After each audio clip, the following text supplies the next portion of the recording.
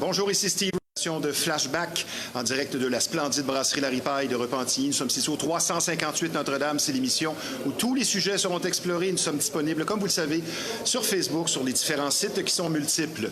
Concernant notre deuxième invité aujourd'hui, son ouverture d'esprit fait qu'elle a occupé et occupe toujours plusieurs fonctions. Femme énergique présentant une culture tant vaste que diversifiée. Ses nombreuses années à étudier le sujet de sa chronique d'aujourd'hui seront mises à contribution, soit l'incidence des symboles et le vaudou démystifié. Pour répondre à diverses interrogations sur ce sujet plutôt controversé depuis toujours, nous recevrons en deuxième partie de l'émission une artiste et dirigeante d'entreprise non conventionnelle, Edelyne Kouakou. Mais tout d'abord, sans plus tarder, notre premier invité, son histoire est particulière et inspirante, spécialement pour tout aspirant DJ, lui qui a su foncer à l'aube de la quarantaine afin de réaliser son rêve musical de devenir DJ. Et sa grande passion pour le techno en a fait un spécialiste en la matière. Et pour nous partager son parcours, ses objectifs et ses opinions sur la musique d'hier et d'aujourd'hui, avec nous un homme déterminé ayant le nightlife dans le sang, DJ Leprechaun, Frank O'Connor.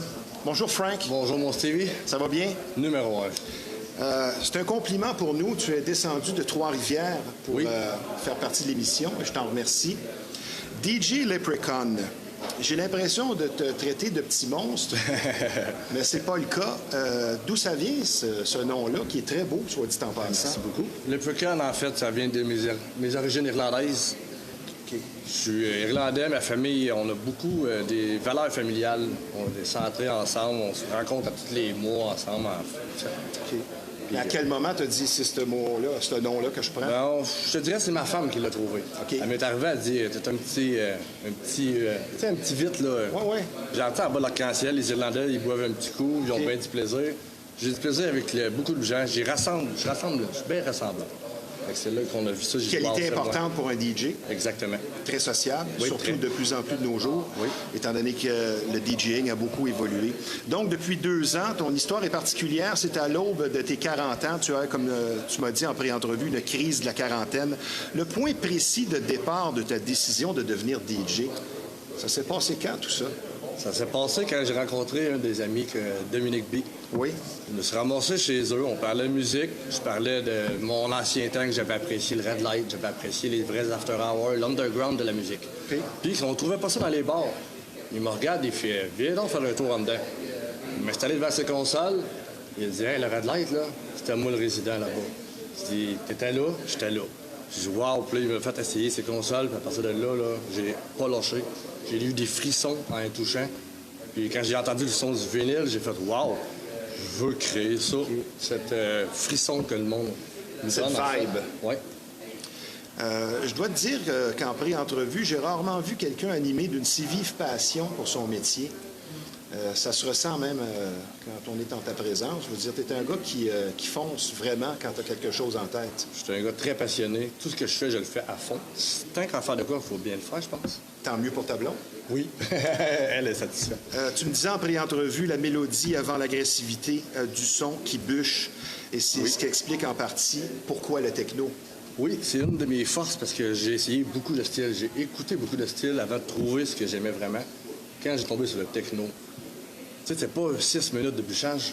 Ouais. Entre les deux, il y a une excellente mélodie qui peut faire pleurer les gens, rassembler les gens. Les émotions passent par là, je trouve. On a un ami en commun qui a eu beaucoup d'influence sur toi, soit notre ami Benoît Vinet. Tu fréquentais le Red Light de façon assidue. Oui. Danseur de ton propre aveu, vraiment, qui se donne à fond encore là sur la piste de danse. C'est une influence marquante pour toi qui m'a intrigué. C'est que la première tune, comme tu me le disais, c'est Children de Robert Miles en 96. Oui. Qu'est-ce qu'il y a là-dedans? En fait, j'avais 6 à 8 ans. C'était la première fois que j'entendais de la musique électronique de ma vie. Okay.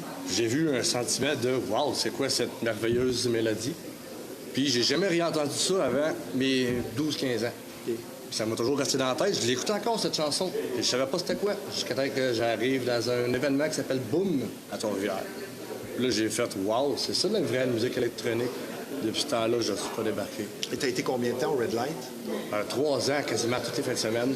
Okay. Parce que je restais à 2 minutes de là. Fait que mes fins de semaine, j'ai passé pas mal. Jusqu'à 6 heures du matin? Oui. Ben, moi, je suis là du début à la fin souvent. Parce que chaque DJ mérite d'avoir des danseurs. Ah, j'aime ce que tu dis. Tu te définis comment comme DJ dans tes forces? Passionné. Ça se reflète dans ta musique? Oui, le monde, c'est ça, le ressent, puis ils viennent me le dire. Quand ils m'entendent de loin, ils savent déjà que c'est moi. Puis je suis impressionné parce que moi, c'est ce que j'ai remarqué comme qualité chez un DJ. Quand il commence sa première tune, tu sais c'est qui, c'est parce qu'il a fait sa job. C'est sa marque de commerce, c'est lui, c'est ça qu'on veut. Intéressant. Ton premier break, comme on dit dans le milieu, c'est un événement tech show à Saint-Wenceslas. Oui. Tu as joué dans 2 clubs de golf. Tu as fait le Golf Me événement à Saint-Ubalde et à Saint-Alban. Et j'aimerais maintenant qu'on parle de ton bar personnel underground, où il y a environ une 50aine de personnes qui se rassemblent en after hours chez toi, dans l'antre du Leprechaun. Exactement. L'idée originale derrière tout ça? Bien, en fait, c'était de passer des belles soirées entre amis sans avoir les contraintes d'un bar ou de personnes qui ne consomment pas adéquatement. Moi, j'aime bien choisir des gens qui se contrôlent et qui gèrent leur consommation, ou peu importe s'ils ne consomment pas. Tu sais, des personnes le fun, pas de personnes négatives. Oui. Et je pense que dans les after hours, même à la belle époque, contrairement aux préjugés, peut-être les gens pensent que quelqu'un qui se retrouve dans un after hours, c'est pour tout casser, mais c'est tout l'inverse. C'est tout l'inverse, justement. C'est plus calme. C'est vraiment plus calme. L'harmonie est vraiment plus là. C'est plus friendly, c'est de l'entraide. Oui. C'est ce qu'on ne retrouve pas dans les autres places, je trouve. Et plusieurs DJ de renom jouent dans tes after hours. J'en suis très fier. Je vais en nommer quelques-uns. Dom B, Apex, Marco Pelli, Michel Simard, Chaz, Jonathan Guibault, Stebel, Savage Sound, Yannick Brady, Bipolaire Genius, Gervais de Ghost et plusieurs avec qui j'ai travaillé ou que j'ai interviewé. Effectivement. Et tu me disais en pré-entrevue justement qu'il y a une certaine influence parentale puisque ta mère était une fêtarde. Oui. Toujours beaucoup de musique chez toi et ça a influencé. J'ai vécu la même chose. Parle-nous de ta mère. Ma mère, c'est une très bonne vivante. Encore maintenant, elle vient dans mes soirées. OK. Elle vient dans les événements qu'on fait parce qu'elle adore danser. Elle est comme moi. Elle aime jaser avec le public. Elle est très funny. La musique est très importante dans sa vie. Les vinyles, là, on en avait là, des panoplies chez nous, ça jouait toujours. As-tu encore des vinyles? Moi, j'en ai pas. Elle en a encore. T'as jamais mixé, spiné avec des vinyles? Non, pas encore. Ça s'en vient, par exemple. Ouais? Oui, c'est quoi je veux. Moi, j'ai commencé dans le même principe, avec pas de synchro, avec des vieilles consoles, pour apprendre vraiment à l'oreille dans la vie. Intéressant. Maintenant, la question que je dois poser à tous les intervenants du monde de la musique qui viennent ici, c'est une question un peu cliché, mais c'est pas toujours la même réponse. Ta réponse est différente. Est-ce que la musique était meilleure avant? Je pense que non. Je pense que la musique Pourquoi? s'est améliorée au fil des temps parce que les gens, maintenant, travaillent longtemps sur une chanson. Et non juste une semaine. Ils vont la repeaufiner, avoir des amis entre eux. Ils vont dire « Oh, peut-être une idée, t'as pas vu ça. OK. Et je trouve que la qualité est assez incroyable. Et tu penses qu'avant, disons, il y a 20 ou 30 ans, la musique était plus garochée? Non, c'est qu'il manquait peut-être de techniques nouvelles. Ah, OK. Beaucoup plus de choses qu'on a accès maintenant en tant que producteur et DJ. OK. On peut dire que la job de DJ, c'est une job de ressenti. Et comme tu me le disais, il faut vivre sa musique. Effectivement. Si je ne la vis pas, je pourrais dire que j'arrêterais immédiatement. Moi, si j'ai pas un frisson pendant un de mes sets, c'est parce qu'il n'est pas bien réussi. Puis les frissons que j'ai, mais Tu veux les transmettre. Exactement, ils les ressentent aussi. Ah, c'est bien dit. Es-tu confiant pour la reprise du nightlife? Puisque toi, tu as créé ton propre nightlife, mais es-tu confiant pour la suite des choses? Je suis plus confiant pour ce que je suis en train de créer que pour le nightlife présent dans les vrais clubs. Je pense que la vibe que le monde recherche en ce moment, c'est l'authenticité. Oui. C'est ce que nous faisons, justement. Ben, je suis un peu d'accord avec toi. J'aimerais avoir ton opinion là-dessus parce que je pense que tu n'as pas besoin de téléphone pour avoir de plaisir. Est-ce que pour toi, le fait de dire aux gens « Please respect the vibe, no phones on the dance floor », c'est une consigne qu'on voit dans tes after hours? C'est une consigne qui est connue, mais qu'on ne dit pas. OK. Eux, Tu nous, laisses en fait, libre aux gens. on n'a juste pas le goût. On n'a pas le temps. Il y a tellement de belles personnes à jaser, plein de choses à apprendre. On s'échange des choses incroyables. Jusqu'à 6 heures du matin, là, des fois, Oui. c'est incroyable. Et le sentiment de famille dans tes soirées, pour toi, c'est important de le très cultiver. important. C'est ça qu'on a créé. C'est une famille, la confiance, le respect. Tu sais, le monde part de chez moi, là, c'est propre. Plus propre que quand j'ai préparé ma soirée. Ils passent l'aspirateur le matin avant que je me lève. On mange ensemble. C'est vraiment un esprit de famille, exact. C'est intéressant. Tu as vraiment le nightlife dans le sang, comme je le disais en présentation, parce que parfois, dans vos sorties, vous êtes jusqu'à 40 personnes ensemble à vous déplacer. Effectivement. Je veux dire, On est un crew, comme on dit. Ben oui. On est une belle gang. Presque une gang de rue. Non, ça, c'est des violences. Oui. C'est pas bien. Qu'est-ce qui fait pour DJ Leprechaun une soirée réussie? Des sourires de mur à mur. Pas de blessures. C'est ça, que de l'harmonie. C'est ça qui est beau. C'est ça que je fais. Et tu te vois où dans 10 ans? Je me vois dans mes clubs privés. J'aimerais ça refaire un Red Light. Je sais qu'on a environ 2-3 000 au Québec qui est dans la vibe underground. Ça viendra. Si on peut réussir à rejoindre tous les clans et choisir, au lieu de se pitcher chacun dans l'autre fin de semaine, choisir chacun les fins de semaine séparées, Ah, j'aime ça. amener tout le monde dans chaque événement séparé, ça va être merveilleux. Donc, c'est ton objectif à long terme. Je veux rassembler les gens. OK. Parce que ça fait quand même plusieurs soirées after hours que tu fais, là. Je vais faire une bonne centaine, je dirais. Ah oui, déjà. Ça va bien, j'aime ça. Fait que finalement, tu as seulement 2 ans d'ancienneté, mais tu es déjà beaucoup expérimenté. Effectivement. Parce que tu es un DJ qui pratique beaucoup. Tu as compris que la pratique fait partie de la préparation et c'est si important. C'est vraiment la clé, je dirais, que quand tu arrêtes de pratiquer, tu repères des skills. Fait que rendu là, tu fais « Oh non, je repratique. » Le fameux practice makes perfect, c'est tellement vrai. Exact, Dans oui. n'importe quel métier. Qu'est-ce que la musique t'apporte en premier? La joie, l'amour, la tristesse, je passe toutes mes émotions là-dedans. Chaque style de musique va gérer une émotion. C'est vraiment ça. Mon cher Leprechaun, Frank O'Connor, on va prendre une petite pause. C'est fort intéressant. On est bien content de te recevoir ici. Oui, ça me fait Parce que je vous plaisir. rappelle que vous regardez Flashback en direct de la splendide brasserie La Ripaille de Repentigny. C'est un endroit charmant, mais surtout un personnel souriant et accueillant qui vous offre d'excellentes assiettes, et ce, 7 sur 7. Et je vous recommande personnellement notre pizza au four à bois qui est vraiment extraordinaire. Donc, des spectacles de qualité, une atmosphère appréciée, de tout pour tous les goûts. Nous sommes situés au 358 Notre-Dame, la brasserie La Ripaille, une institution mythique, mais surtout sympathique. Et je vous rappelle également que nous sommes présentement en conversation avec un spécialiste en musique techno, DJ Leprechaun, Frank O'Connor. Toujours autant d'activités tant sociales que musicales chaque week-end ici à la Ripaille de Repentigny. Et cette semaine ne fait pas exception. La promesse est tenue. Plaisir et musique, comme toujours, au programme.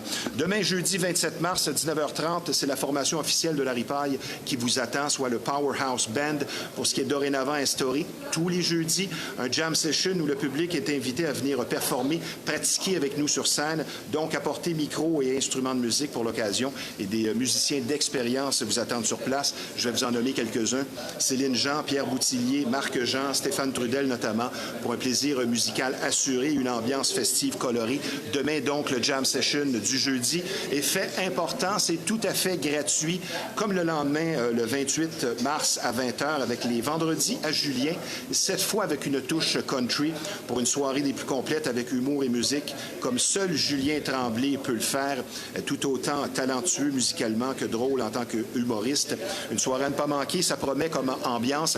Et les choix musicaux de Julien, tout y passe, de Pearl Jam et Santana, en passant par Daniel Bélanger au Blink 182. Un répertoire donc des plus variés pour tous. Puis, autre événement très attendu, cette fois samedi le 29 mars à 22h, afin de conclure un autre week-end de diversité musicale comme seule la brasserie La Ripaille vous propose, avec Back to the 80s, un excellent DJ sur place, soit Modeste Blaise, qui sera au contrôle musical de cette soirée qui promet d'être plaisante et animée au son des meilleurs tubes de la si belle décennie 80, une époque inoubliable qui nous aura marqué de par ses styles pop, new wave, dance et disco, et seulement 10 $ l'entrée. Donc, dis-je bien, comme vous pouvez le constater, chaque semaine, beaucoup d'actions et de tout pour tous les goûts. La brasserie La Ripaille de Repentigny, un bar-spectacle apprécié, mais également un restaurant au service et au menu de grande qualité, et ce, depuis 1975. Nous sommes situés au 358 Notre-Dame, et notre promesse, plaisir, musique et excellente nourriture. Maintenant, sur une note un peu plus sérieuse, vous allez être traité avec beaucoup d'écoute et de compréhension. Si vous vivez une infestation, vous aurez compris ici qu'on parle de bébites, et pour certaines familles, c'est carrément un drame. Et plus vous attendez, plus le problème va s'aggraver. Donc, la solution à une infestation, c'est Rive-Nord Extermination. C'est près de 40 années d'expérience qui vous attendent sur place, une entreprise familiale très sérieuse et un service personnalisé. Donc, la solution à une infestation, Rive-Nord Extermination. Le numéro de téléphone dans le 450, c'est le 582-6706.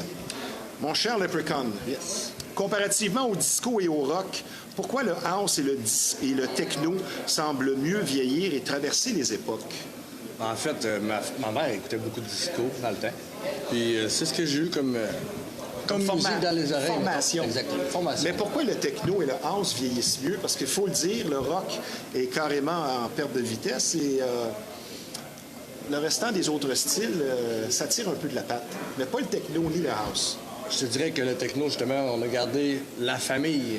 C'est vraiment le monde qui aime la mélodie, qui aime la vraie musique, je pense. La vibe. Oui, la vibe, c'est ça. L'énergie que ça donne. OK. Le house aussi donne une énergie assez particulière. C'est plus d'été, de plage. Le monde sont festifs. C'est rare, tu vois du monde malheureux là-dedans, en fait. Effectivement. On va parler maintenant de la discipline personnelle du DJ ou des artistes en général, parce que toi, tu m'as confié que tu étais meilleur à jeun, tu veux vivre la musique et être en contrôle de ta console. Tu n'as jamais été un gros consommateur. Non, effectivement. Tu n'as pas eu une période plus jeune où tu te droguais ou... Non, côté alcool, le petit joint de pote, mettons, à l'occasion, mais je veux dire, ça reste bien normal. Mais je veux dire, le plein potentiel, je pense, c'est quand tu es en contrôle de tous tes moyens. Puis c'est là que je ressens mieux la musique. Tu sais, quand tu es sous ou gelé, c'est un peu artificiel. Non, le vivre, c'est pas pareil. Donc, pour toi, le DJ qui dit « Non, non, moi, je suis gelé, mais ça paraît pas. » Ben, c'est parce un peu de la que bullshit. rendu là, transférer ta vibe, Ouais. non, c'est pas bon. Jusqu'à quel point la personnalité du DJ se reflète dans sa musique? Parce que toi, c'est évident, tu es un gars énergique, ça doit bûcher. En fait, moi, je danse pendant que je mixe. OK. Fait que le monde, quand ils me voient danser, ils font « Oh my God! j'aime On ça. sait que je les entraîne à danser avec moi. Hein. Capable de mettre le party dans une place C'est comme tu me le complexe. confiais.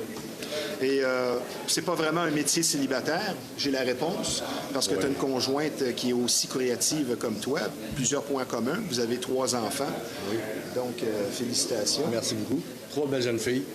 Puis ça oui? fait 15 ans que je suis avec ma femme. Aïe, Très t'as- heureux. Elle t'as- me suit partout. 4 femmes à la maison. Oui. Fait que ça, c'est une job d'arbitre. Ah, ben, je te dirais que ma job est très facile. Non, je l'ai eu facile. OK. J'ai presque pas rien à faire. Ils sont merveilleux, toute la gang. On dit que les détails font la différence. J'aimerais que tu me parles de l'importance de la préparation. Es-tu quelqu'un qui se prépare beaucoup et qui va sur le vif? Les deux, je dirais, j'ai essayé les deux. OK. Je pense qu'un minimum de préparation est obligatoire. Sinon, tu vas te planter. On va se le dire comme ça, là. Je l'ai essayé. Autant que ça a été beau que ça a été mauvais. Mais maintenant, j'aime mieux prendre au moins 2-3 jours à essayer mes chansons, savoir quel qui fait le mieux ensemble. Parce que c'est important de savoir de quoi on parle dans la vie. Ben oui. Et trop confiant, sans adrénaline, même chose si tu entres en onde, trop sûr de toi. Ben là, Seulement, ça c'est doit là être que tu vas plat. avoir des problèmes. Exact. Plus que jamais, le remix est une mode incontournable. Pourquoi? Es-tu d'accord ou non? Moi, je suis d'accord, parce qu'en fait, une toune qui commence puis qui finit, il manque le petit bout entre les deux. Il faut pas que ça arrête. Ça prend une belle continuité, une fluidité. Tu es d'accord avec les nombreux remixes qu'on entend, des vieilles chansons qui sont reprises Oui, parce que à la j'adore saveur ça. 2025? Oui, moi j'aime bien ça. J'en ai beaucoup de ce style-là. Je sors de vieux Jacking House, OK. de vieux dance. Remixés aujourd'hui, sont incroyables ces chansons-là. Là. Et tout le monde aime ça. As-tu un certain rituel devant prestation? Es-tu nerveux? As-tu des habitudes particulières ou des objets fétiches? Non, pas tant que ça. C'est quoi Mais oui, ton- la nervosité, ta je pense routine? qu'elle est importante. Oui. Je dirais que des fois, j'aurais même le goût d'aller faire une sieste 1 heure ou 2 avant, me relever pour être 100% top shape. Ah ben oui. Tu sais, être bien reposé, manger, Oui. avoir une bonne bouteille d'eau, faire une prestation sans problème, aller aux toilettes avant. Ça aussi, c'est un problème, hein? Ben oui. Et surtout certains DJ qui peuvent jouer. Parce que toi, tu vas jouer combien d'heures en Ah, des fois, d'affilée? chez nous, j'ai déjà fait jusqu'à 8 à 10 heures en ligne. Wow. Mais en général, j'aime bien 3 heures. Je trouve qu'une heure, le temps de se mettre dans son élément, comprendre ton public, le garocher un beau produit, après ça, tu laisses redescendre en douceur. Intéressant. Maintenant, les fameuses demandes spéciales. Ouais. Fais-tu partie de ceux qui disent qu'une demande spéciale va faire du DJ un jukebox ou tu es ouvert à ça? Je suis ouvert à ça, tout dépendant quand. Je dirais qu'en plein événement, c'est non. Pas te demander une chanson de Dolly Parton Ouais, pendant un c'est- spécial techno. mettons. Ça est constant dans le style, là, c'est ça qui arrive. Mais justement, il y en a qui me l'ont fait, je joue du techno chez nous. Là, ils disaient, là, tant que ça serait bon du house. C'est parce que c'est pas toi qui décide, puis moi, chez nous, c'est techno. Je dis, toi, si t'aimes pas ça, tu reviendrais l'autre journée. C'est ça, je veux dire. Il y a des choses, il faut choisir sa soirée aussi. J'en fais des soirées de tous les styles. Toi qui as quand même assez d'expérience, malgré que ça fait seulement 2 ans que tu t'es lancé, j'aimerais que tu complètes cette phrase-là. Être DJ, c'est un métier qui n'exige pas de diplôme, mais Qui exige beaucoup de temps, de pratique. Est-ce que le DJ se doit d'être perfectionniste? Très. Je suis très perfectionniste. Oui. C'est difficile à vivre, ça? Oui, parce qu'on n'a jamais satisfait de nous-mêmes. On a toujours un doute, on est toujours relevé des défis, en fait. Et c'est sans cesse. Difficile Je pour la pense que conjointe, c'est ça, oui. je pense, qui fait qu'on est meilleur sur le stage. À chaque fois, on se met en défi, puis on n'est pas sûr, fait qu'on veut ultra performer, donc non. Ben moi, je On vais se te fait dire le féliciter. bon côté de la chose quand tu es perfectionniste et que tu te remets en question. Ça veut dire que tu n'as pas la tête enflée et tu ne vas jamais penser que tu es au-dessus des autres. Tu vas toujours, comme tu le dis si bien, te remettre en question et c'est le bon côté de la chose. Maintenant, question suivante. Qu'est-ce qui fait la crédibilité du DJ au-delà de l'expérience? Parce que c'est sûr qu'un DJ qui joue depuis 40 ans a une certaine crédibilité, même s'il peut encore faire de la boîte, comme dirait l'autre. Oui. Mais selon toi, c'est quoi la crédibilité du DJ? Moi, ce qui a fait la mienne, c'est ma passion, l'amour pour la musique que j'ai transmis facilement. Je l'ai, puis le monde me l'a dit tout de suite, on le vit avec toi, c'est incroyable. J'ai rarement ressenti ça, surtout avec quelqu'un qui fait qu'un an, tu fais ça? Ouais. Puis je suis fier de le dire parce que justement, ils sont rares. J'ai connu beaucoup de gens, en fait, ça faisait plusieurs années, qui n'ont pas eu d'événements, qui n'ont pas eu leur chance. Moi, j'étais un peu arrivé au bon timing. J'étais arrivé avec les bonnes personnes au bon moment. Ils m'ont donné ma chance. Ils m'ont aidé à Tu as comprendre. de la gratitude. Beaucoup, beaucoup, beaucoup. Je l'apprécie. On va parler maintenant de la spécialité du DJ qui est de mixer deux tunes ensemble. Et on doit avoir le rythme. Quand on parle de rythme, est-ce que tu l'as ou tu l'as pas? Ça se développe. Qu'est-ce que tu me dis là-dessus? Je l'ai en tout temps. Je le fais. Non, mais même- en général, pas seulement toi. OK. Est-ce qu'une personne l'a et l'autre l'a pas, qui n'a rien à faire? Est-ce que c'est inné? Tu me dis quoi Je là-dessus? pense que c'est oui, tu l'as ou tu l'as pas. Oui, avec la pratique, tu peux en avoir pendant 10 ans puis pas t'améliorer vraiment. C'est quelqu'un comme moi, mettons, que je l'ai eu quand même facile, mais Ouais. je l'ai travaillé beaucoup, par exemple. Mais je l'ai eu vraiment, là, je suis tombé dedans puis j'en mange. Ça, je rêve, je me réveille, j'ai des idées, je veux y aller, je vais continuer à mixer, me faire des petits sets, je me réécoute, je comprends, j'analyse. Des fois, je recule parce que je suis en fait trop. Là, je réécoute puis je dis, oh, wow, ça c'est bon. Intéressant. Ça, c'est un sujet tabou. Le mot commercial, les tunes qui ont trop joué, qui sont non seulement brûlées, mais calcinées, qu'on entend à répétition à la radio, exemple au 98.5, où c'est toujours le même top 10 d'il y a 40 ans. À un moment donné, il y a certaines chansons, exemple de Bon Jovi, qui sont archi brûlées. C'est fini, oui. Es-tu un peu frileux de faire jouer des chansons Des commerciales? vieux hits? Non, parce qu'à chaque fois qu'on reprend un remix, souvent elle n'est pas pareil. Puis c'est la manière que tu les agences ensemble, en fait, qui fait la clé. C'est pas la chanson que tu choisis, en fait, c'est la manière que tu l'apportes à ton public. C'est ça que j'ai compris à l'autre. On va parler maintenant d'anecdotes parce qu'il manquait une rampe à un moment donné. Oui. Il y a quelqu'un qui a subi plusieurs fractures. J'aimerais que tu nous... Ça s'est terminé avec une ambulance, ça c'est triste, mais j'aimerais que tu nous relates ce qui est arrivé. C'était chez moi, dans mon antre. En fait, c'est une maison. Puis, en fond, c'est sur 2 étages. Mon antre est en bas, la salle qu'on s'amuse. Puis, en haut, il y a les diverses commodités. La madame était en haut, sur le bord des marches, elle jasait, on avait du plaisir, puis tout, elle reculait d'un pas, tu sais, un petit bulet avec un petit peu de vin d'alcool. Elle recule un autre pas, elle est tombée de 3 marches, elle est tombée dans un coin de bois. Elle s'est fracturée, 23 fractures. Puis, elle est tombée dans les vapes. Il a fallu qu'on la sorte des marches pour que les ambulanciers rentrent par après. On a appelé les ambulanciers. Tu sais, il y en a beaucoup que j'ai côtoyés au fil des années, que dans le monde underground, ils veulent garder ça secret. Ils veulent pas que le monde sache, la consommation, qu'est-ce que le monde va penser. Gars, c'est pas important. T'es blessé, ta vie est importante, t'es mon ami. Je prends soin de toi. Gars, on arrête la musique, on s'occupe de toi. Puis après ça, on a continué la soirée, en fait. Puis maintenant, elle vient me voir toutes les fins de semaine. Là. C'est une de mes premières partisanes qui est de la musique. Qu'est-ce que tu veux, ça arrive. Oui. Comment sera le DJ de demain? Meilleur qu'aujourd'hui. OK, bonne réponse. Tu nous as concocté, à ma demande, ton top 5 de tous les temps en techno et j'aimerais que tu procèdes. Si tu veux commencer par la 5e position, ça fait aussi des suggestions Je pour vois initier les gens. Avec la tune qui a fait que j'ai aimé l'électronique dans ma vie, Children. c'est Children, de Robert Miles en 96. Ensuite, j'ai Cherry Moon Tracks, The House of House, qui a été, ma foi, je l'écoute encore, c'est une des tunes incroyables, puis à date de 94. Et encore là, ça ne démode pas, tu sais, on parlait des vieilles tunes, elle est encore d'actualité. Stardust Music Sound Better With You, OK. 98. Encore là, je vais chercher beaucoup de disco house. Oui. Adam Beyer, Desert Queen, en 2023. Je trouvais ça important d'amener des nouveautés. Ah, Que je crois qu'elle va perdurer dans le temps. OK. Musique de Stardust 98. Music Sound Better With You. Oui. Ça, c'est incroyable. Oui. Cissy Peniston Finale en 91. 92. 91. Ah, 91, On va te vois-tu? mettre un 5 C'est rare. là-dessus. Non, c'est pas grave. Mais sérieux, que c'est ça. C'est Ouais, mon top c'est 5. excellent. Ah, ouais. Si tu avais un conseil en terminant à donner à ceux, aux aspirants DJ qui voudraient se lancer, mais qui manquent peut-être une petite motivation de plus, tu leur dis quoi? Ne pas avoir peur de demander de l'aide d'un ami. Il y a des professionnels qui se dévouent maintenant pour offrir la chance d'essayer ça, en fait. C'est une chance d'essayer. Pas tout le monde qui a la chance d'eux, puis c'est quand même dispendieux, donc ça prend quelqu'un qui t'amène à pouvoir l'essayer avant de t'investir là-dedans. Alors, j'aime ce que tu dis. Aurais-tu une invitation à lancer aux gens ou un événement qui s'en vient que tu voudrais nous partager? Je suis maintenant organisateur depuis un an. Pour ma deuxième année, on va faire Boom 2025 Projet X OK. à Saint-Wenceslas. Je vous garantis une fin de semaine incroyable. Camping, commodité, une vibe avec une belle famille. Ça vaut la peine d'y aller. Vous allez tout avoir l'information sur Facebook. Intéressant. Merci de ta présence à l'émission, toi qui viens de Trois-Rivières. Félicitations pour ta détermination et ta passion. Je te souhaite encore beaucoup de musique et de succès. Je suis convaincu que ça va devenir grand, ton affaire, comme dirait l'autre. Et je te dis, DJ Leprechaun, Frank O'Connor, tout simplement, à bientôt. Merci d'avoir été des nôtres. Très content, mon Steve. À la prochaine. Merci. Maintenant, je vous parle d'un partenaire important de l'émission Flashback.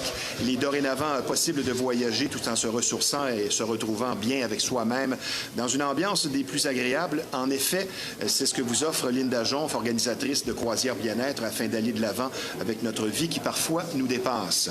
Vous pourrez vous retrouver grâce à des outils utiles, une atmosphère de détente, une réflexion sur soi, un service et de la nourriture de grande qualité. Vous en avez assez de courir et cette magnifique combinaison voyage et croissance personnelle se veut une solution agréable et ce, à un prix abordable. Pour rejoindre Linda Jonf, l'organisatrice de Croisière Bien-être, c'est le 581-993-5145 ou le www.lindajonf.com pour de belles vibrations, une croisière et une croissance personnelle. Et la vie ne pourra être plus belle tout en voyageant autrement. Je vous parle maintenant d'un endroit spécialisé dans le domaine de la mécanique et de son entretien et qui propose un rendement des plus crédibles et reconnus.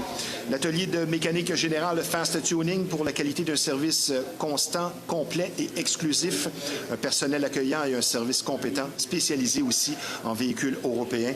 Une bannière existant déjà depuis plus de 20 ans, donc une fiabilité reconnue et appréciée. Un garage pour faire du millage, comme dirait l'autre. Fast Tuning se situe au 223 Notre-Dame à Repentigny. Le numéro de téléphone dans le 450, c'est le 470-1333. Le client est notre priorité et notre promesse, un service de qualité. Un mot maintenant sur un domaine très en vogue ayant connu une progression fulgurante au cours des dernières années, soit le tatouage. Et quand le temps arrive de choisir un artiste tatoueur, le mot expérience inspire la confiance et c'est ce qui vous attend chez Tatouage Rockstar.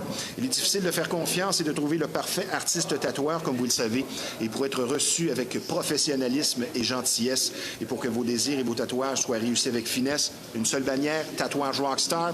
C'est situé à Repentigny, 338 Notre-Dame. Le numéro de téléphone dans le 450, c'est le 932-3090. Tatouage Rockstar pour la garantie de travail réussi. Nous enchaînons maintenant autour de notre deuxième invité. Les sujets abordés pour sa première chronique sur Flashback vont assurément en intriguer plus d'un.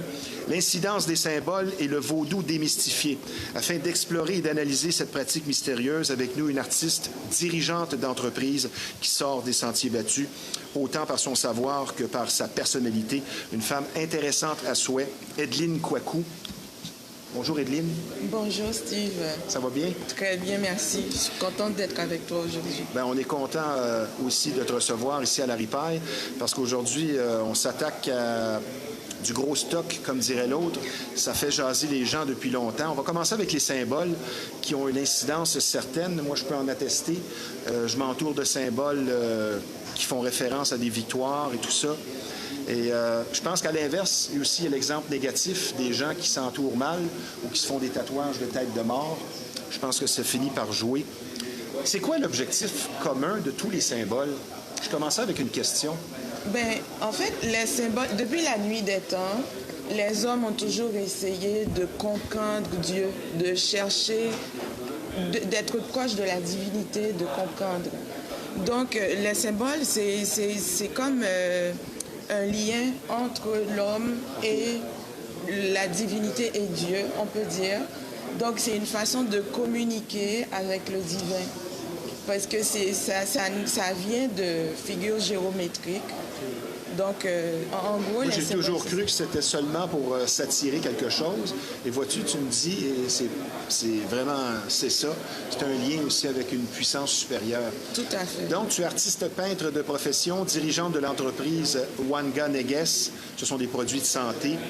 Et ce qui explique ta présence ici aussi, ce sont tes années d'études, notamment dans les symboles et en deuxième portion de l'interview pour le vaudou. Tu as choisi 4 symboles. Oui, en fait, pour les symboles universels, oui, j'ai choisi 4 symboles. Si tu veux procéder. Après, quand on va parler du vaudou, il va y avoir des symboles sacrés aussi. Bien, les symboles, aujourd'hui, on va parler de symboles, en fait, juste pour dire que les symboles viennent de géométrie, de figures géométriques. Un symbole, ça peut être juste une figure géométrique ou un objet. Mais souvent, les sources des symboles sont des figures géométriques.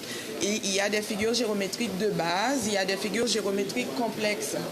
Dans les figures géométriques de base, il y a le cercle. Par exemple, le cercle, c'est un symbole qui veut dire l'infini, la perfection, l'unité.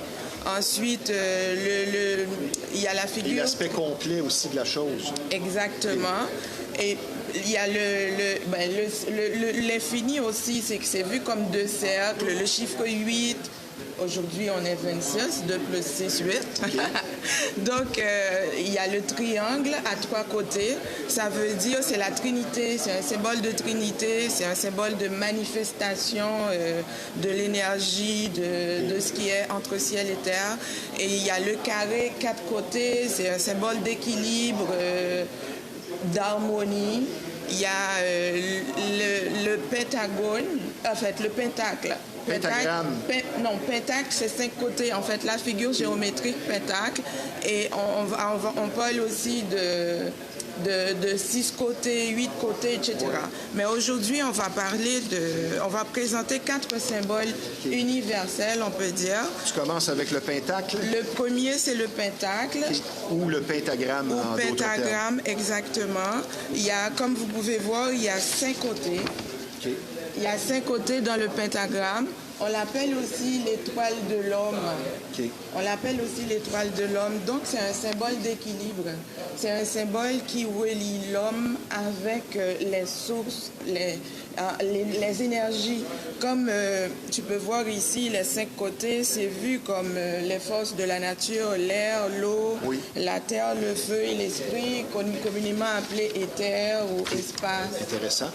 Donc, le deuxième, l'hexagramme. C'est l'hexagramme. Ou l'étoile de David. Qui est à 6 côtés, l'étoile de David. C'est un symbole, on peut voir que ce sont 2 triangles inversés, interconnectés. Okay. Ça veut dire tout ce qui est en haut est comme ce qui est en bas. Et dans ce triangle-là... Donc, une forme d'équilibre. Exactement. En fait, tous les symboles, c'est à la recherche d'équilibre, de connexion avec l'invisible, okay, avec ce qui est divin, avec les gens qui cherchent la spiritualité. Donc, on peut voir dans le sceau de Salomon ou étoile de David, il y a toutes les forces aussi, les symboles de toutes les forces, okay, les forces de la nature. Et après, c'est le cube de Métatron. Ensuite, c'est ça? Exactement. Et non pas Vidéotron. Non. C'est pas pareil. Ici, c'est un autre symbole universel qu'on appelle le cube de Métatron. Métatron dans le... Le cube, mais formé de cercles. En fait, le cube de Métatron, un cube, c'est une géométrie de base. Dans le cube de Métatron, il y a plusieurs figures géométriques de base et figures géométriques complexes. Okay. Par exemple, comme... Ouais, celui-là, complexe, c'est le mot, là. Il est très complexe parce qu'il y a beaucoup de figures géométriques à l'intérieur. Okay. Donc, ça veut dire qu'il y a beaucoup d'énergie. C'est un symbole d'ascension. Okay. C'est un symbole de recherche d'équilibre, d'énergie, de pouvoir aussi. Tous les symboles sont des symboles de pouvoir. Donc, là-dedans, on voit qu'il y a 13 cercles. Il y a l'hexagramme. Pourquoi 13? Ça a-t-il une signification? Parce que dans certaines cultures, c'est pas nécessairement bon. Oui, est-ce que ça joue, ça? Peut-être. OK. Peut-être. Pour moi, 13 est un nombre chanceux. Ben, moi aussi. Tout ce qui m'est arrivé de bien. Je portais le 13 même quand j'ai joué à la balle parfois. Ouais, c'est un nom. Ça dépend de la culture, ça c'est comme les chats noirs. Ça dépend des personnes même. Oui. Moi, j'adore 13, le chiffre 13. Te considères-tu comme une personne superstitieuse? Mystérieuse peut-être. Je Mystérieuse, suis pas superstitieuse. Mystérieuse parce que la vie est mystère. Moi, je suis pas le genre à aller décoder le mystère de la vie. Je vis le mystère de la vie. Donc, c'est ça. C'est pour ça que je suis appelée à parler de tout ça, parce que j'ai tout ça en moi. Donc, je le partage, je le communique. Et maintenant, le yin et le yang. Donc, le yin et le yang. Très intriguant. Exactement. Tu veux ton verre d'eau? Non, c'est bon. Non, OK. Le yin et le yang. Le yin et le Il faut yang. le mettre comme ça et non pas comme ça. Comme ça. OK. Ouais. Le yin et le yang, pour les mordus de la science, Oui. c'est un symbole qui est né suite à une recherche scientifique. OK. Parce qu'il y a un outil, comment on appelle ça? En fait, c'est un outil astronomique qu'on appelle gnomon, excusez-moi, Gnomon, que dans la... Oui, désolée. Avant de t'étouffer pour de vrai. Merci. Ben, je vais en profiter pour dire que toi, tu es vraiment à multifonction parce que tu as été en administration à l'Université de Sherbrooke. Ce n'était pas pour toi, malgré ta maîtrise. Tu as travaillé 12 ans aussi comme comptable en comptabilité à la CSN. Et tu as eu un appel intérieur vers justement toutes ces choses-là. Mais là, si tu veux poursuivre, on va y revenir à ça. Tout à fait. Le yin et le yang, c'est un symbole d'équilibre, mais c'est prouvé scientifiquement. En utilisant l'instrument Gnomon, c'est un instrument qui permet de visualiser le déplacement du Soleil sur le vortex terrestre, on va dire. Donc, le Soleil fait le tour de la Terre ou la Terre fait le tour du Soleil, on va dire, c'est une sphère, OK? Donc, en 365 jours, un quart. Donc, après une année, ça a fait la forme du yin et du yang. Donc, ça représente l'ombre et la lumière, ça représente la lune et le soleil, ça représente côté féminin, côté masculin. En fait, ça représente des opposés, mais c'est une façon de dire qu'on a besoin, il n'y a pas nécessairement d'opposés, nous sommes complémentaires. Donc, c'est la raison pour laquelle aussi dans le yin et le yang, le côté noir, on va voir que c'est pas tout noir, il y a un point blanc et vice-versa, et inversement aussi. C'est une façon de dire qu'il n'y a pas d'absolu. Ça n'existe pas l'absolu. Donc, c'est jamais tout noir ou tout blanc. Je vais avoir une question avec toi. Tu es né en Haïti, tu es arrivé ici en 2002. Avant de parler du vaudou, tu as fait pas loin, disons, de 15 ans de recherche sur le vaudou et tout ça. Mais qu'est-ce qui fait qu'on fait des études et on travaille en administration et tout ça, et tout d'un coup, on se retrouve artiste? Il y a eu un appel derrière ça, mais est-ce qu'il y a eu un point de départ? Qu'est-ce qui fait que tu as tout changé ça? Ben, c'est ma connexion avec la vie qui a fait ça, justement. Comme je t'ai dit tout à l'heure. Non. Okay. Et je vis le mystère de la vie. Donc souvent, quand je me sens alignée, appelée vers quelque chose, je suis un peu curieuse, pas curieuse dans le mauvais sens. J'ai beaucoup voyagé, j'ai beaucoup lu, je ne me souviens pas du nom des auteurs, j'ai beaucoup lu sur le vaudou, sur beaucoup de choses, j'aime apprendre. Okay. Et à un certain moment... Tu n'avais plus de satisfaction à travailler avec les nombres. Exactement, mais j'ai tellement lu de livres, mais à un certain moment, j'ai arrêté de lire. Je me suis dit que je vais lire le livre qui est à l'intérieur de moi. C'est à ce moment-là, c'est ce qui m'a permis de me connecter avec le tout, avec l'univers, avec le vaudou haïtien. Je suis haïtienne, avec tout ça. C'est pour ça que je peux en parler aujourd'hui. Est-ce qu'on utilise mal les symboles? Ben, les symboles ont une énergie. Pas assez. Ont une énergie très forte. L'utilisation, ça dépend de la personne qui l'utilise. Si tu es bien aligné, tu vas recevoir la bonne énergie et propager la bonne énergie. C'est qu'est-ce que tu en fais? C'est qu'est-ce que tu en fais. Mais si tu n'es pas bien aligné, c'est comme l'étoile de l'homme. C'est quand tu te tiens comme ça, c'est ça l'étoile de l'homme. Mais si tu n'es pas bien aligné, quand on le met à l'envers aussi, c'est un autre symbole qui est très utilisé aussi. Un autre résultat. Exactement. Moi, j'aimerais avoir ta définition de l'expression « être spirituel ». Pour toi, c'est quoi? Être spirituel, c'est vivre le mystère de la vie avant tout. En fait, c'est vraiment s'écouter. 24 heures à la fois. C'est vraiment s'écouter. Et puis, il faut que tout parte du cœur. C'est pas une question de religion, c'est pas une question de écouter ses couleur, passions, de culture, exactement, de culture, de tradition. Parce que quand tout vient du cœur, il y a du respect, il y a de l'énergie, de la bonne énergie. C'est comme quand j'écoutais l'invité quand j'écoutais Francis tout à l'heure, tu sens qu'il est connecté avec sa passion. C'est à cause de sa bonne énergie, ça vient du cœur. J'aime ce que tu dis.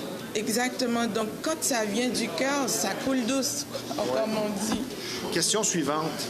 Voyance, vaudou, astrologie, numérologie, tarot. Est-ce que tout ça, c'est relié? Oui. Okay. Il faut juste... en fait, ce sont des outils. Il y a différents outils. Okay. Puis, il faut, une fois qu'on est connecté, on n'est plus appelé par un outil quelconque, mais la base reste la base qui est l'amour. Ça reste. Les autres sont des outils. Tu me touches.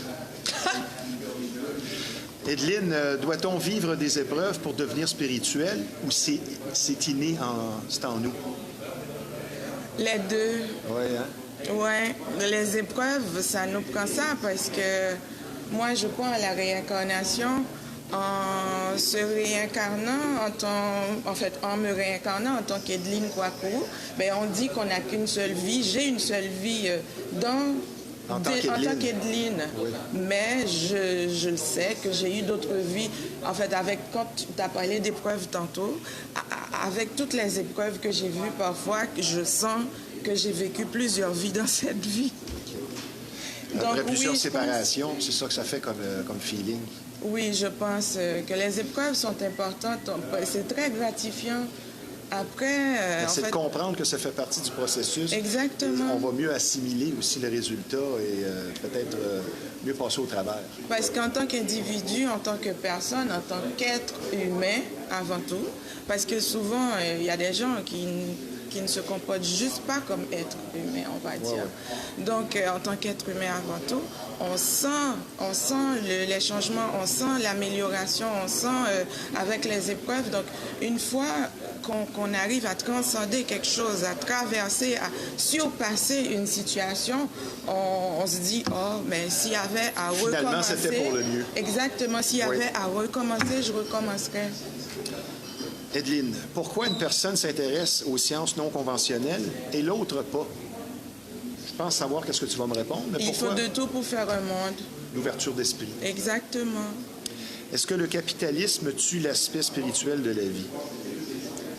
Si c'est à l'extrême, oui. Oui, parce qu'il faut reconnaître le monde matériel. Oui, ça fait partie du bonheur aussi. L'ancrage, le matériel fait partie de l'ancrage. Il faut juste pas... ça tombe, en fait, ça te dépasse. Mais oui. Voilà. Edelyne, on va prendre une petite pause. On va parler du vaudou après, justement, cette petite pause. On est bien heureux de te recevoir ici à la Ripaille.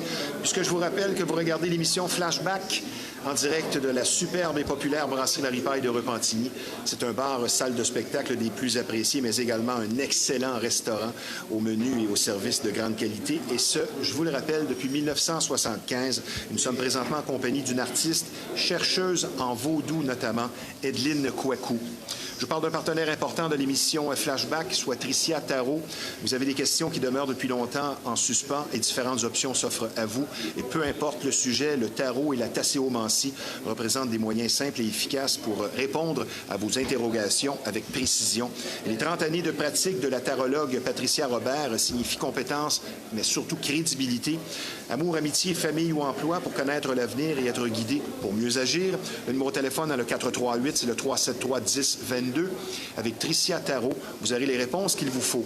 Edelyne, Maintenant, notre plat de résistance. Je vais commencer par une question sur ce sujet tant attendu. Doit-on craindre le vaudou? Non. Mais par contre, dans la pratique, ça fait peur les gens. Ça fait peur les gens. Mais le vaudou, c'est quoi? Le vaudou vient du mot vaudoune, qui vient de la langue fon. Ça, c'est pas le féminin de vaudou, une vaudoune? Non. Ah, OK.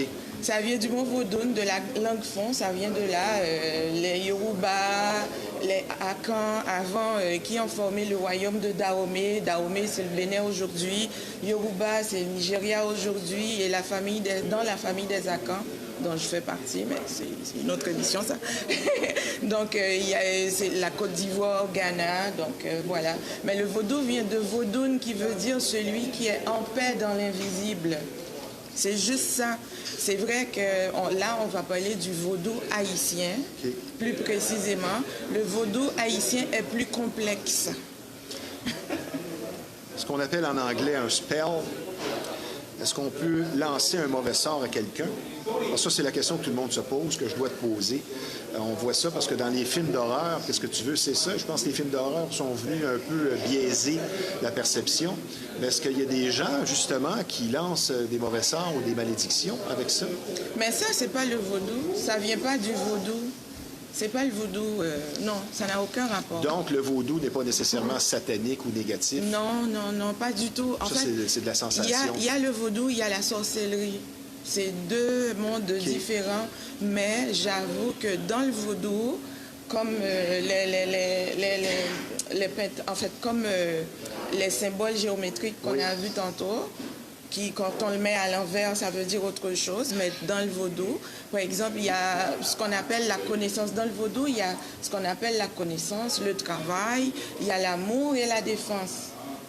Donc, si les gens utilisent le côté défense, connaissance à mauvais escient, donc ça va donner un mauvais effet aussi. Tu nous parles de quoi en premier concernant le vaudou? Moi, j'ai préparé une petite définition selon ce que j'ai pu lire, mais tu veux nous préparer quoi? Tu nous présentais quoi en premier? Étant donné qu'on va parler du vaudou haïtien, ça c'est ça qui me concerne, je suis haïtienne. Donc le vaudou haïtien, c'est un mélange, le vaudou haïtien est né durant la période de l'esclavage. Au 18e siècle. Exactement. Donc, il y a le mélange de... Parce que n'oubliez pas l'endroit où se trouve Haïti présentement, qu'on appelait le West Indies. Il y a toute la partie de la Caraïbe, les Antilles, en fait, un peu l'Amérique. OK? Donc, il y avait les Amérindiens. Donc, quand on parle de Christophe Colomb, qui a débarqué, en tout cas, il n'a pas découvert l'Amérique. Il a été pour voler, on va dire, du territoire, voler les ressources. Ouais. Et en faisant tout ça, en se mettant avec d'autres responsables de l'époque, des rois, des reines et tout. Donc, ils ont décimé tout un peuple, les Amérindiens. Et vers le 18e siècle, vers 1790, 89, 90, il leur manquait de la main-d'œuvre. Donc, c'est de là qu'ils ont eu l'idée de pratiquer la traite des esclaves. La traite des esclaves a commencé dans ce temps-là. C'est de là qu'ils ont commencé à importer des Noirs de l'Afrique pour travailler. Donc, le vaudou haïtien, c'est un mélange, étant donné qu'il y avait les colons espagnols, les colons français et tout. Donc, le vaudou haïtien est un mélange du vaudou africain, de la culture et des traditions amérindiennes et des traditions européennes aussi, de certaines traditions européennes. Est-ce que le vaudou, c'est la fusion de plusieurs doctrines? Bien, le vaudou haïtien, oui. Ton prochain point serait, tu vas nous parler d'initiation? D'accord. Parce que je pense que c'est là que ça devient un peu épicé et j'ai hâte de voir ce que tu as à nous dire. Parce que tu es toi-même initié, est-ce que c'est le bon terme? Oui, mais pas de la façon dont les gens l'ont lu ou ont entendu parler. Par exemple, moi, dans ma lecture, dans les livres et dans mes rencontres aussi, la façon dont on initie quelqu'un, parce qu'il faut dire que le vaudou, haïtien, il y a une question de... Dans le vaudou, il y a ce qu'on appelle des divinités. OK? Ça représente, ce sont des divinités qui représentent les forces de la nature. Donc, il y a des divinités dans l'eau, des divinités de l'air, pour le feu, et en tout cas. Et puis, par exemple, pour la connaissance, on va trouver Dombalawedo. Dombalawedo, son symbole, c'est les serpents entrecroisés, comme le caducée des médecins. C'est le symbole des caducées des médecins, c'est le symbole de Dombalawedo. Et puis, ça, c'est pour la connaissance. Et puis, il y a le côté défense, c'est pour la famille des Nagos, très guerriers. Oui. En fait, juste pour vous dire, en fait, les divinités dans le vaudou, pourquoi le vaudou? On croit en Dieu, un Dieu suprême, mais on se dit que les affaires courantes, Dieu n'a pas besoin de s'intégrer dans nos affaires courantes. Donc, on vit nos affaires courantes en faisant des accords, des alliances avec les divinités, en se connectant à eux de façon divine, on va dire, de façon spirituelle. Et puis, c'est ce que ça veut dire, tout simplement. Donc, pour revenir à l'initiation, les divinités, c'est souvent dans les familles. Il y a ce qu'on appelle bitation. Bitation, il y a un sens physique et un sens invisible du mot bitation. Le sens physique, c'est un petit habitat où se trouvent les esprits. C'est comme à chaque famille, il y a un petit habitat, une petite maison. Et puis on dit que c'est là que se trouvent les esprits ou les lois. On dit ça, on appelle les divinités dans le vaudou, on les appelle Loa, L-O-A. Donc, mais de façon invisible, chaque Haïtien a sa habitation dans son cœur. Moi, j'ai toujours eu ma habitation dans mon cœur. Donc, ma famille, dans ma famille, mes parents n'ont pas été des pratiquants du vaudou. J'ai jamais vu ça. Vaudouisant. Mes parents n'ont jamais été vaudouisants. J'ai jamais été à des cultes. J'ai jamais été à des rituels. Jamais. On n'est pas obligé. L'habitation se trouve à l'intérieur de toi. Mais ce qui arrive, c'est que les esprits des familles choisissent les gens. Choisissent l'être dans la famille qui doit prendre la relève. C'est ce qui arrive souvent.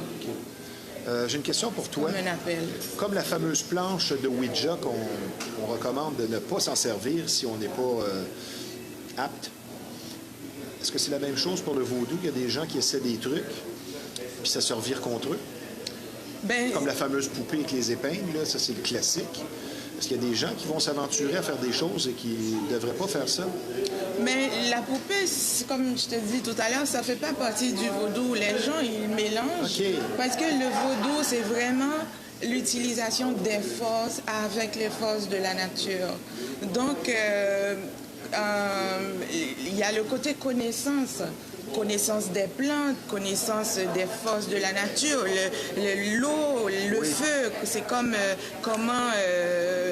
c'est ça la signification du Christ. Tout est dans la nature. C'est ça la signification du Christ. Quelqu'un qui peut s'approprier, qui peut jouer avec les forces de la nature. Donc, le côté connaissance, il y a le côté de connaissance des plantes. Il y a des plantes qui tuent et des plantes qui font vivre. C'est la même chose, mais il faut le savoir.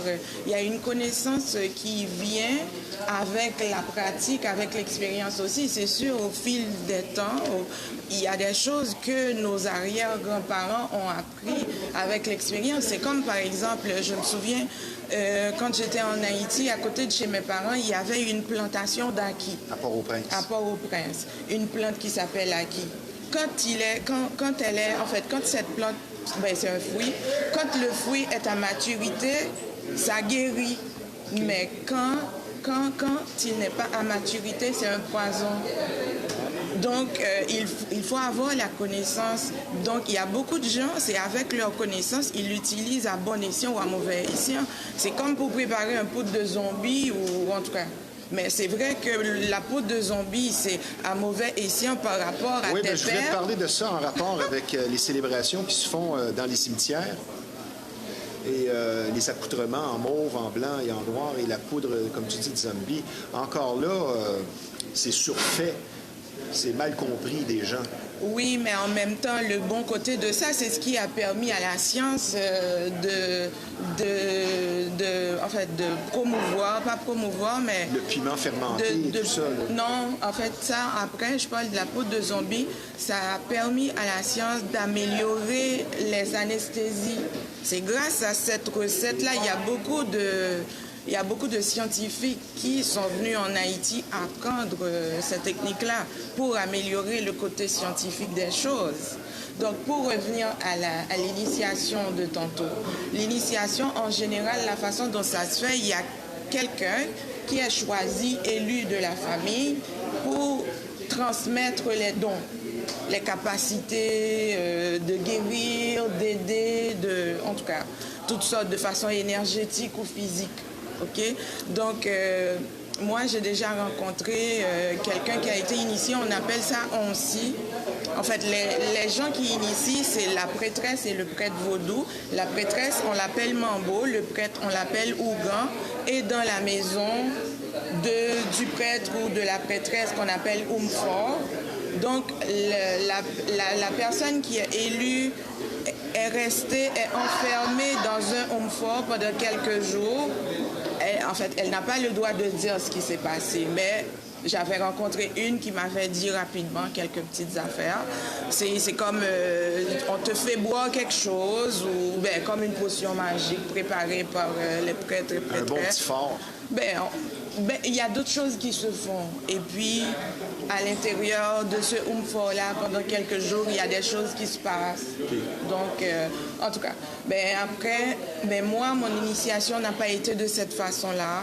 Moi, j'ai eu une initiation, on peut dire cosmique, mais qui s'est faite dans l'invisible. Sur 7 ans? Sur 7 ans. Il y avait beaucoup d'étapes à mon initiation. Okay. Mais au cours de l'initiation, je n'avais pas nécessairement compris que c'était une initiation, en fait. Mais je l'ai compris en cours de route, mais c'est quand ça a fini que j'ai compris. Parce que l'ancêtre, au début, j'avais 2 ancêtres qui sont venus. J'avais une ancêtre du côté paternel qui est venue me dire « Je vais t'aider à ressusciter ».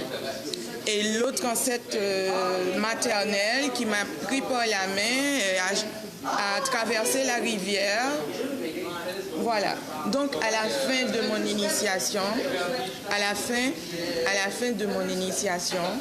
cet ancêtre paternel... Continue. Désolée.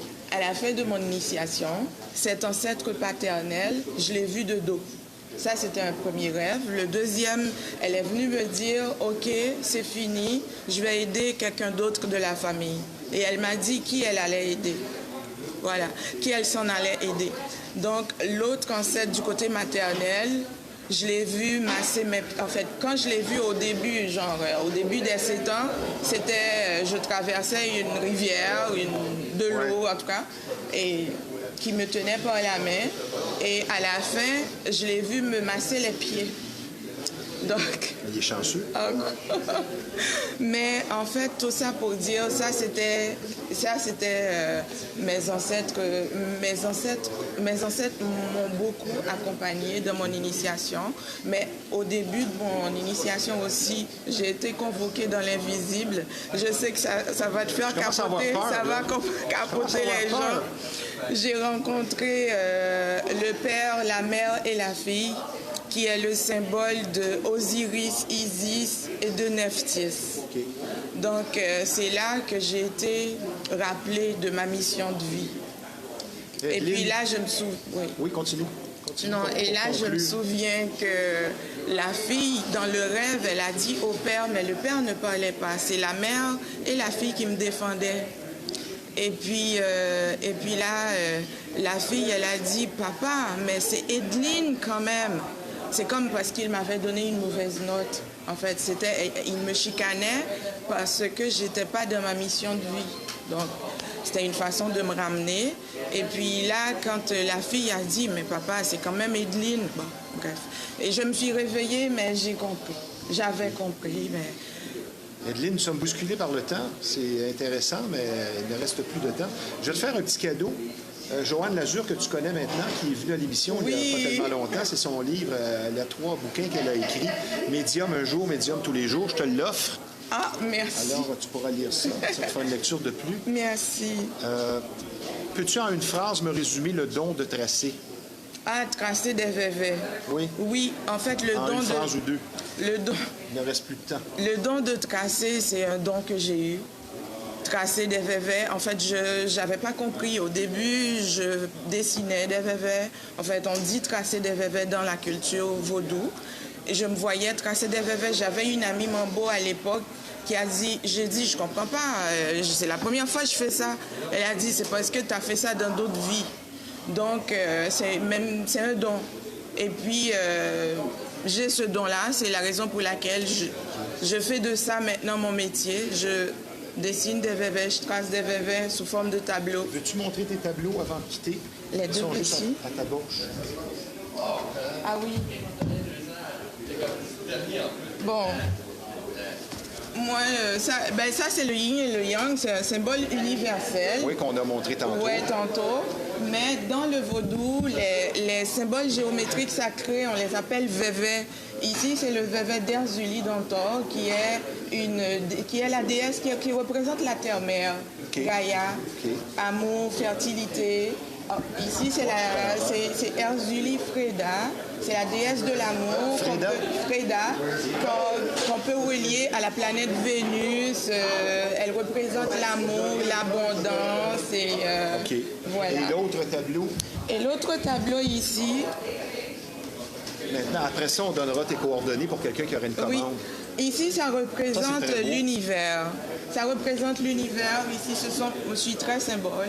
Le symbole des planètes, le soleil. Et puis ici, c'est le soleil qui représente, qui régénère tout sur Terre.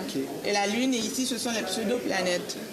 Quelqu'un qui voudrait passer une commande justement pour une œuvre, qu'est-ce qu'on doit faire, si tu veux le dire aux gens? Moi, je compte plus particulièrement, plus précisément donner des conférences. Et je fais des tableaux sous des formats comme ça pour vendre.